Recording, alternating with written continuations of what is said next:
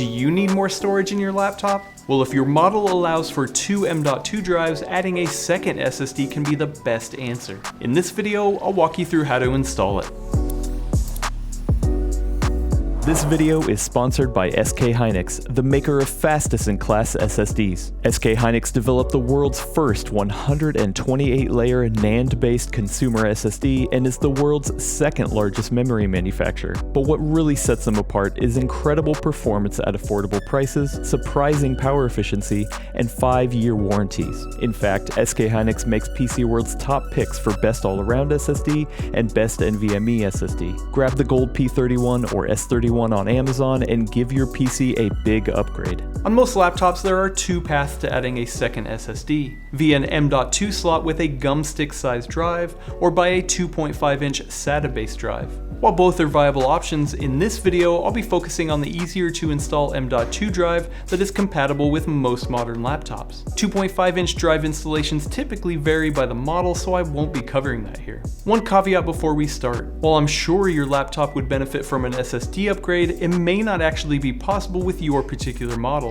Gordon offered ways to find out if your laptop can take an SSD in an earlier video, so I recommend watching that first. I'll put a link in the description. And before you get all excited and run out to buy an M.2 drive, you should know that not all M.2 SSDs are the same. Even though they use the same connector, M.2 drives can support either the older SATA interface or newer PCIe interface. PCIe-based NVMe drives are far faster and preferred for series performance, but can be pricier. SATA-based M.2 drives are more compatible with older machines and are typically cheaper, but it's the slower option. For my example, I'm using the SK Hynix Gold P31 NVMe SSD for its compatibility in this Gigabyte Aero 15 OLED I use for work. The M.2 slot in this laptop does support NVMe drives as well as SATA drives, but for video editing purposes, I want access to the faster speeds that NVMe offers. Now, installation will be different for each laptop, so this isn't a comprehensive tutorial. You'll have to find information online to get access into your specific model, but the steps will generally apply,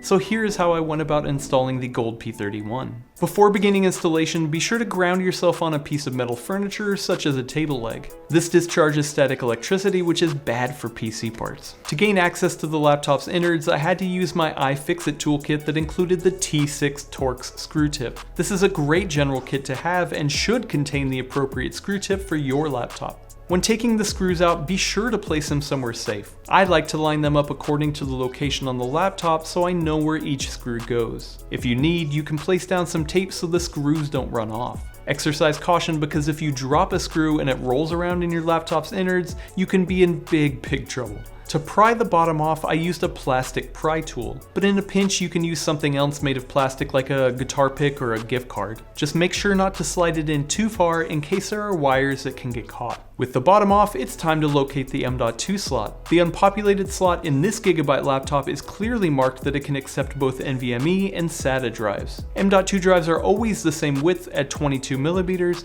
but can come in different lengths. This Gold P31 is the common length of 80mm, which is exactly what this laptop supports. Some laptops offer support for other sizes, and in that case you would have to move the mounting bracket. To install the drive, first unscrew the retention screw and keep it handy. If your laptop doesn't have a screw already there, you may have to buy one before you can proceed. Take the M.2 drive and line up the notch in the contacts with the notch in the slot so it inserts correctly. Insert it firmly into the slot at a slight angle and then tilt it flat. Now, install the screw back into the mount while holding the drive flat. With that finished, safely put the bottom of the laptop back on, taking care to put every screw back in its place, and then boot up Windows. Before the new M.2 drive can be used, you might need to format it. Once inside Windows, press the Windows key plus X and select Disk Management. Disk Management should display the list of unattached drives. The one marked unallocated is the new one. Before you format, be absolutely sure you select the unallocated drive. You do not want to accidentally format your primary drive. Right mouse click on the drive that says unallocated, select New Simple Volume, and run through the steps to assign the volume size, the drive path, and the name of the drive. I typically leave the volume size at its full capacity and the path to the next available. The naming convention I use is drive manufacturer and model _ drive capacity, as it gives me enough info to tell which drive it is in a list. In this case, it's SK Hynix Gold P31 _ 500 gigabytes, but you can name it whatever you want. Click Next, then Finish to complete the format. And like that, I have doubled the capacity of my laptop with blazing fast PCIe speeds, thanks to this NVMe SSD, without having to swap out the boot drive. And with this extra space, I'll have room to load up some games as well for playing after hours. Well, I hope this tutorial helped. If you have questions, please let me know in the comments. Until then, be sure to subscribe to PC World for more PC hardware videos. I'll see you in the next one.